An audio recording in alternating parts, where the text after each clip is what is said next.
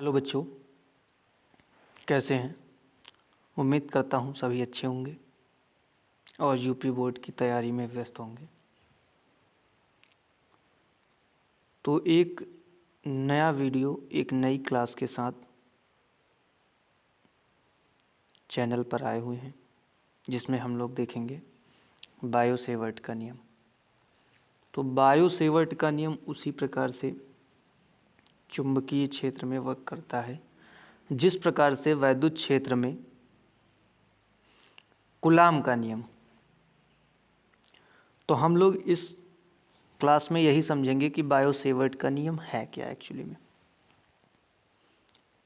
ये जो चुंबक के कारण जो चुंबकीय क्षेत्र उत्पन्न करता है, उसकी अगर कोई भी परिमाण या मैग्नीट्यूड कैलकुलेट करना हो तो बायो सेवर्ट का नियम लगाते हैं।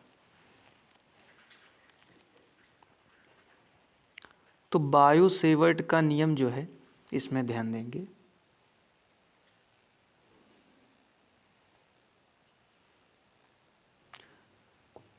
तो जैसा कि इसमें लिखा हुआ है कि बायो सेवर्ट का जो नियम है, फ्रांस के वैज्ञानिक बायो तथा सेवर्ट, दो वैज्ञानिक थे, बायो और सेवर्ट, ने सन 1820 ईस्वी में विभिन्न मतलब अनेकों धारावाही चालकों द्वारा उत्पन्न चुंबकीय क्षेत्रों का अध्ययन करने के लिए अनेक प्रयोग किए। मतलब चुंबकीय क्षेत्र के विषय में जानने के लिए अनेक प्रकार के धारावाही चालक तार में धारा प्रवाहित की और उससे जो चुंबकीय क्षेत्र उत्पन्न हुआ उसके विषय में उन्होंने अध्ययन किया। इस प्रयोग के आधार पर इससे जो निष्कर्ष निकाला, उन्होंने ये बताया कि किसी धारावाही चालक तार की अवयव लंबाई के कारण उत्पन्न चुंबकीय क्षेत्र जो होता है, अवयव मतलब सूक्ष्म लंबाई के कारण किसी भी पॉइंट पर, यानी अगर मान लिया जाए बिंदु P पर क्षेत्र उत्पन्न हो रहा, चुंबकीय क्षेत्र उत्पन्न हो रहा है dB सूक्ष्म क्षेत्र, क्योंकि एक बड़ी चालक तार होगी तो उसके अल्पांश यानी सूक्ष्म भाग के कारण जो चुंबकीय क्षेत्र उत्पन्न होगा वो सूक्ष्म ही उत्पन्न होगा, और पूरे के लिए जो उत्पन्न होगा वो ज़्यादा उत्पन्न होगा। उसी प्रकार से जैसे कि ब्लड का एक सैंपल लेते हैं तो थोड़ा सा सैंपल लेते हैं, उससे पूरे शरीर की जांच का निष्कर्ष निकालते हैं। तो निम्नलिखित कारकों पर निर्भर कर चुंबकीय क्षेत्र की जो होता है वो किन किन कारकों पर निर्भर करता है, इसको ध्यान से देखते हैं। तो नंबर 1 क्या है? नंबर 1, यह चालक में प्रवाहित धारा I के अनुक्रमानुपाती होता है। ये चालक तार है, इसमें I धारा प्रवाहित हो रही है, तो प्रवाहित होने वाली धारा के अनुक्रमानुपाती होता है। और इसकी सूक्ष्म लंबाई, जितनी भी लंबाई है, जैसे यहाँ की लंबाई हमने डेल्टा यानी DL लिया है, सूक्ष्म लंबाई के अनुक्रमानुपाती होता है। और जहाँ पर निकल रहा है चुंबकीय क्षेत्र, ये चुंबकीय क्षेत्र निकल रहा है,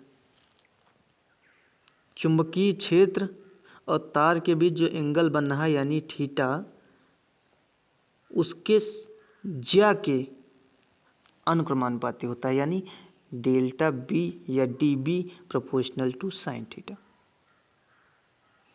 और इनके बीच की दूरी के वर्ग के व्युत्क्रमानुपाती होता है। क्या होता है? वर्ग के व्युत्क्रमानुपाती। ये जितने भी इक्वेशन है, जितने भी पॉइंट्स हैं, इनको एक ही में सम्मिलित कर दिया गया। तो DB proportional to I dl sine theta R square. जाहिर सी बात है कि ये जब प्रोपोर्शनल का साइन हटेगा तो यहाँ पर कोई कांस्टेंट टर्म्स आएगा, तो यहाँ पे कांस्टेंट टर्म्स के प्लेस पे आएगा बेटा mu naught 4 pi epsilon not. क्या आएगा बेटा?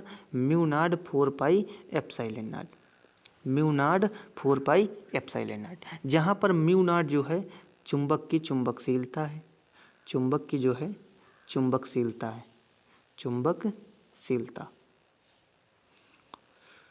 तो बायो सेवर्ट के नियम के अनुसार अगर इसको सूक्ष्म भाग निकाल लिया चुंबकीय क्षेत्र, अगर पूरा निकालना है तो इसका समाकलन कर देंगे। पहले अल्पांश के लिए निकाला गया, यही क्या है? बायो सेवर्ट का नियम है। और इसका सूत्र क्या होता है? DB = mu naught upon 4 pi I dl sine theta upon R square. और अनेक अनेक प्रकार की कुंडलियों के लिए अनेक अनेक चुंबकीय क्षेत्र उत्पन्न होता है, उसके लिए अलग अलग डेरिवेशन होते हैं। तो इस प्रकार से ये जो बायो सेवर्ट का नियम है ये समाप्त हुआ। उम्मीद करता हूँ सभी को ये सब समझ में आया होगा।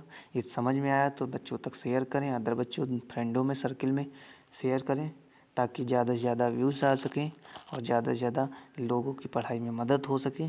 Thank you, take care.